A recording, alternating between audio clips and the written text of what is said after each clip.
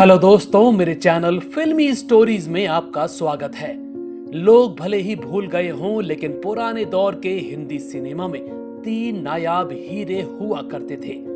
अदाकारी क्या होती है, ये भला उनसे बेहतर कौन जानता था। ये तीन महान अभिनेता एक्टिंग क्या करते, मानो अभिनय खून में ही दौड़ रहा हो।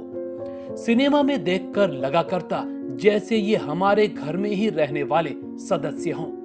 कभी चाचा, कभी मामा तो कभी अंकल, कभी माली तो कभी नौकर। जो किरदार मिल गया उसी में ढल गए।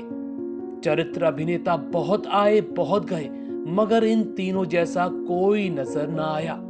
लेकिन लोगों को पता ही नहीं कि इन तीन नायाब रत्नों का अंत कैसा था।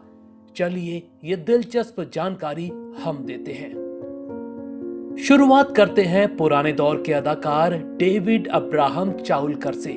वो एक्टर जो फिल्मों में अंकल जॉन बने नजर आते, जिन पर फिल्माया गीत नन्हे मुन्ने बच्चे तेरी मुट्ठी में क्या है आज भी लोग याद करते हैं। महाराष्ट्र के ठाणे में 21 जून 1909 को यहूदी इंजीनियर के घर जन्मे डेविड पिता वकील बनाना चाहते, मगर बेटा वेट लिफ्टिंग का शौकीन। खूब नाम कमाया, फिर वकालत भी कर ली, लेकिन कोर्ट कचहरी में मन न लगा। 1937 की बात है। सिनेमा में काम करने वाला एक दोस्त ले गया और फिल्म में छोटा सा रोल दिलवा दिया। फिल्म थी जंबो और रोल था बूढ़े प्रोफेसर का। एक्टिंग की गाड़ी चल पड़ी। 1940 में फिल्म नया संसार में रोल मिला तो पहचान भी बनने लगी। डेविड ने 1944 में कमाल कर दिया जब द्रौपदी फिल्म में शकुनी का किरदार निभाया। लेकिन एक फिल्म आई जिसके बाद तो वो अंकल जॉन ही बन गए। वो थी 1954 में आई बूट पॉलिश। इस फिल्म का गीत नन्हे मुन्ने बच्चे तेरी मुट्ठी में क्या है तो आज तक रेडियो पर बजा करता है। डेविड के शानदार अभिनय ने उनको सर्वश्रेष्ठ सहायक अभिनेता का फिल्म फेयर पुरस्कार तक दिलवा दिया था। हाथी मेरे साथी, बातों बातों में, अभिमान, कालीचरण, गोलमाल, खट्टा मीठा, सत्यकाम जैसी फिल्में देखने वाले ही जानते होंगे उनके अभिनय की गहराई क्या थी। छोटे से कद के गंजे डेविड को हंसमुख पिता, मजाकिया अंकल जैसे किरदार खूब मिला करते। लेकिन इतना हंसमुख नजर आने वाला अदाकार असल में अंदर से बहुत दुखी था। कभी शादी न हो सकी, अकेला जीवन था। अकेलेपन से परेशान होकर भतीजे के पास कनाडा चले गए। 27 दिसंबर 1981 का दिन था। टोरंटो में उन्होंने नाश्ता किया। बाहर जाने ही वाले थे कि अचानक सीने में बहुत जोर का दर्द होने लगा। सांस उखड़ने लग गई। हैरान घर वाले तड़पते हुए डेविड को अस्पताल लेकर दौड़े। वहां हार्ट अटैक की पुष्टि हुई। ऑक्सीजन लगाई गई, मगर हालत नहीं सुधर रही थी। 5 दिन तक जिंदगी के लिए तड़पते रहे और 2 जनवरी 1982 को उनकी मौत हो गई। दूसरे अदाकार की बात ही निराली थी, सईद जाफरी। 70 हो या 80 का दशक, चरित्र अभिनेताओं की दुनिया में राज सिर्फ सईद जाफरी का ही था। कद जितना छोटा, अदाकारी उतनी ही बड़ी।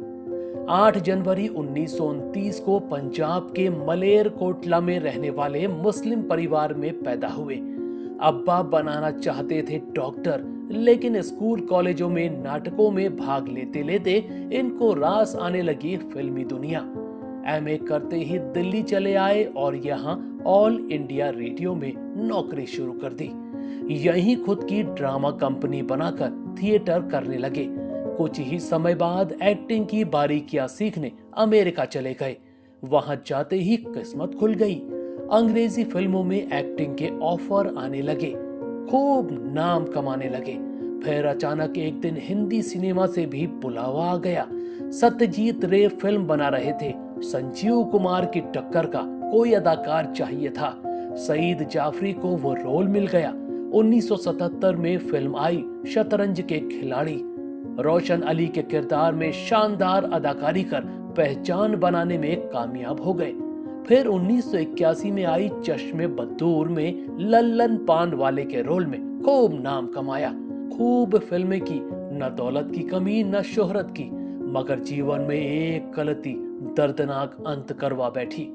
19 साल के थे तभी 17 साल की लड़की मधुर से मोहब्बत हो गई। बाद में शादी बच्चे सब हुए, लेकिन सईद जाफरी ब्रिटिश कल्चर से बहुत प्रभावित। वहीं मधुर सीधी साधी।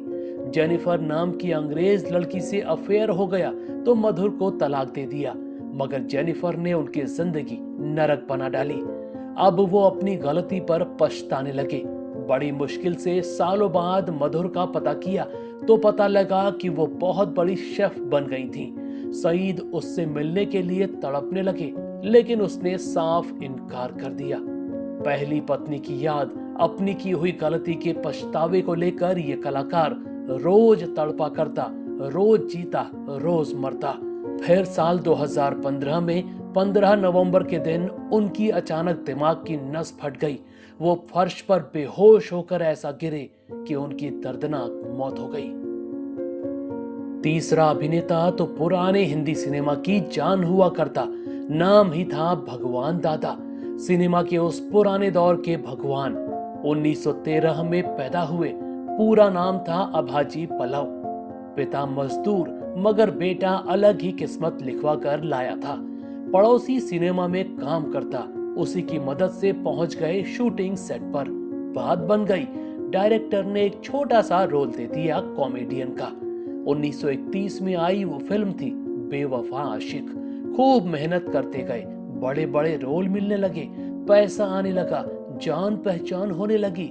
खुद की कंपनी बना ली, जागृति पिक्चर्स। राज कपूर से दोस्ती हो गई।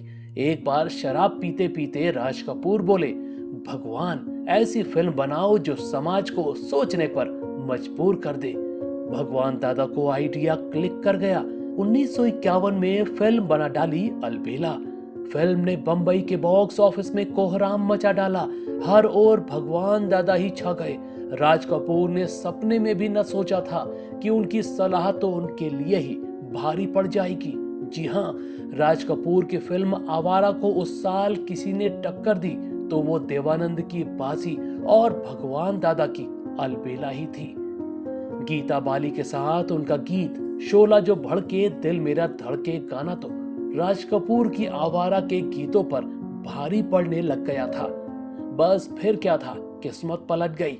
मजदूर के बेटे पर नोटों की बरसात होने लगी। पाई पाई को तरसने वाला करोड़ों का मालिक बन बैठा। समंदर किनारे 25 कमरों का फ्लैट खरीद लिया। शूटिंग पर जाने के लिए 7 दिन के हिसाब से 7 कारें हुआ करती। फिल्मों से अंधाधुंध पैसा बरस रहा था। बस यही करोड़ों की दौलत उनको रास नहीं आई। शराब की लत लग गई। ऐसी लत कि लोग कहा करते, भगवान दादा की शराब की खाली बोतलें भी बेच दोगे तो बंबई में बंगला खरीद सकते हो। अनाप शनाप उल्टी सीधी फिल्मों में पैसा लगाने लगे। सब फ्लॉप होने लगी।